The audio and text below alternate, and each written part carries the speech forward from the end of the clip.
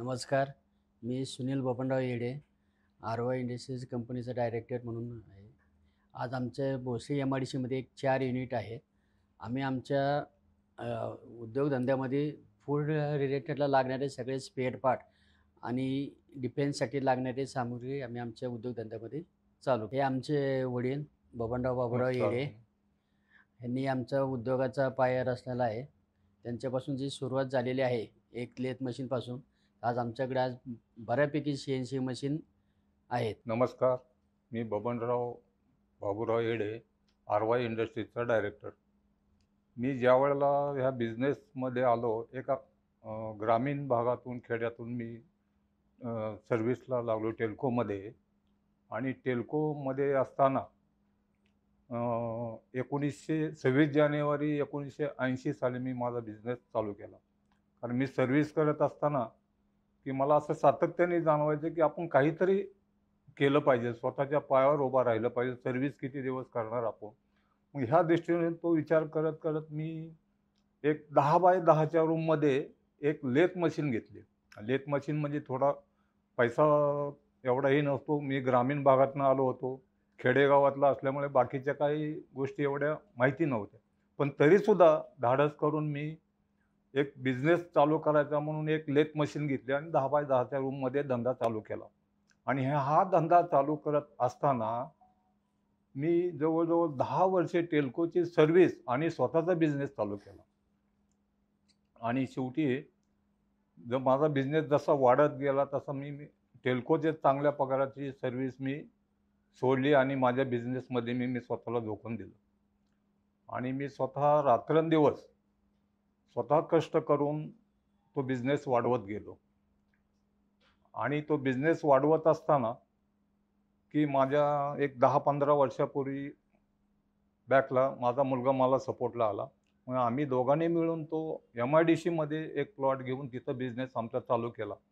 ज्या एक लेथ मशीनवर आम्ही आमचा बिझनेस चालू केला होता, तो आत्ता आमच्याकडे त्यावेळेला मॅन्युअली, म्हणजे बाहेरचं असं आम्हाला काय जगातली एवढे नॉलेज नव्हतं. आम्ही आमचं स्वतःच मशीनवर काम करायचं, स्वतःच प्रोडक्शन काढायचं, स्वतःच डिलिव्हरी द्यायची. पण त्यामध्ये आम्ही एवढं सातत्य राखलं की क्वालिटी आणि वेळेवर डिलिव्हरी ह्याला फार महत्त्व दिलं. आपलं मॅन्युअली मशीनवरून आपल्याला काय एवढं सक्सेस होऊ शकत नाही. आज बाहेर जागतिक ह्याच्यावर CNC सारख्या मशीन डेव्हलप झालेल्या आहेत. आपण त्याच्यामध्ये का शिरू नये? मग त्याच्यामध्ये आम्ही पाऊल टाकला. आणि हे पाऊल टाकत असताना जनता सहकारी बँक पिंपरी ब्रांचमध्ये नव्यानेच ओपन झाली होती. तर तिचं आम्ही सहकार्य घेतलं आणि पहिल्याच वेळेला त्यांनी मला चांगला प्रतिसाद दिला. आणि त्या वेळेपासून आमची ग्रोथ होत गेली. आज तागायत आमच्याकडं बऱ्यापैकी CNC मशीन, ज्यावेळेला माझ्याकडे 1-2 कामगार होते, तर आत्ता अशी परिस्थिती की माझ्याकडे जवळ-जवळ 60-70 कामगार माझ्याकडे काम करत आहेत. आणि हे करत असताना मला फूड प्रॉडक्टमध्ये मी काम करायला लागलो, डिफेन्समध्ये करायला लागलो.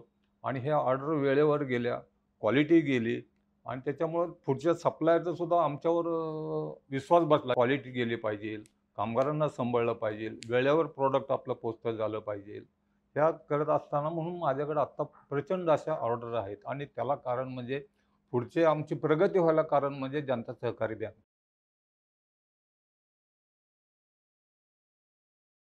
भारतीय संस्कार म्हणजे कसे, आपल्या भारतामध्ये प्रत्येक जाती धर्माचे लोक आहेत.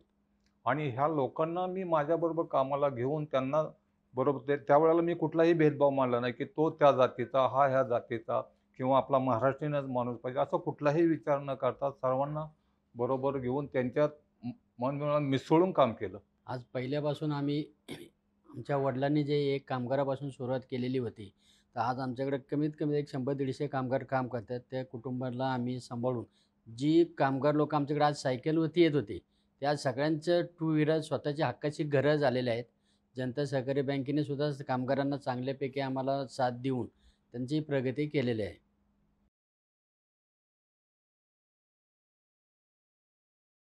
गेले आम्ही एक 10 ते 15 वर्ष बाहेर परदेशात माल पोहोचवण्याचं आम्ही काम करत आहे.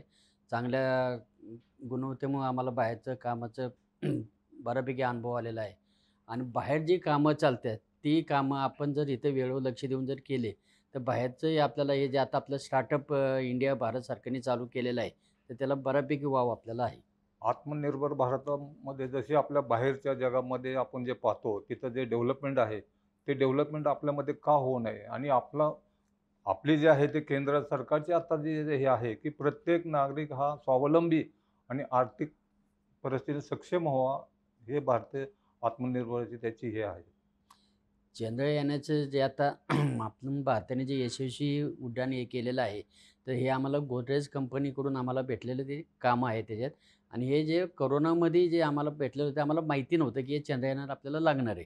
तर ज्यावेळेस चंद्रयानाचं काम कंप्लीट झालं, त्यावेळेस आम्हाला त्यांनी सांगितलं की बाबा हे जे तुमचे जे पार्ट केलेलं आहे, ते आपण चंद्रयानाला बसवलेलं आहे.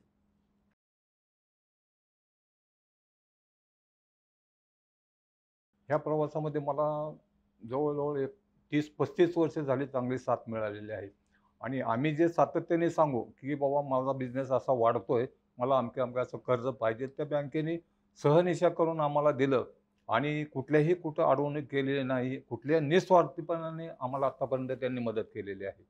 त्यामुळं आम्ही आज ह्या धंद्यामध्ये यशस्वी झालोय आणि अजूनही पुढं प्रगती करायची आमची इच्छा आहे. जनता सहकार्याचा अनुभव सांगायचा म्हणलं की माझा एकही दिवस असं चुकत नाही की मी बँकेत कधी गेलो नाही आहे. बँक हे म्हणजे आमचं एक कुटुंब असल्यासारखं झालेलं आहे. जरी कुठलं काय आपल्याला अडचण असेल बँकेला सांगितलं, तर बँकेने आम्हाला तत्परतेने त्याचा मार्ग काढून आम्हाला सांगितलेला आहे.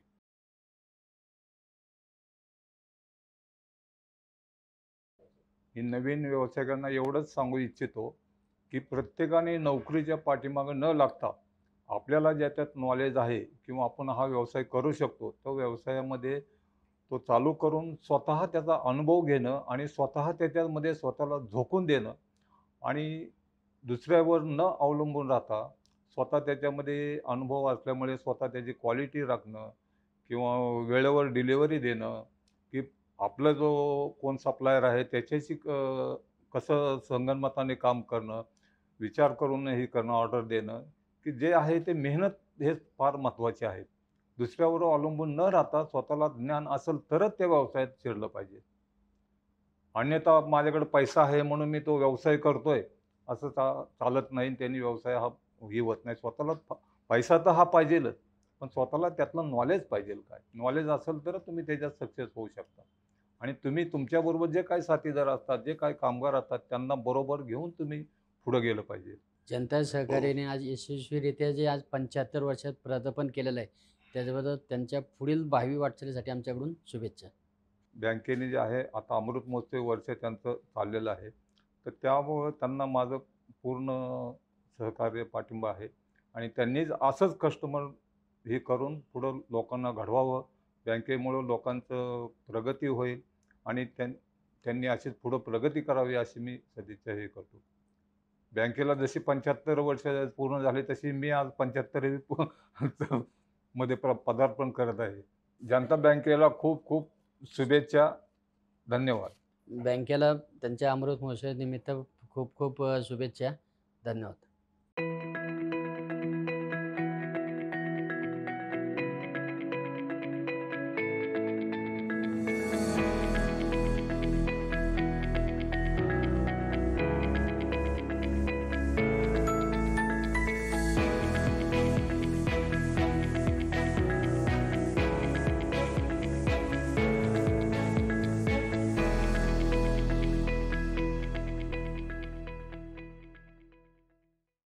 शिखराकडे पाऊल आमचे ग्राहक हित उद्दिष्ट आमचे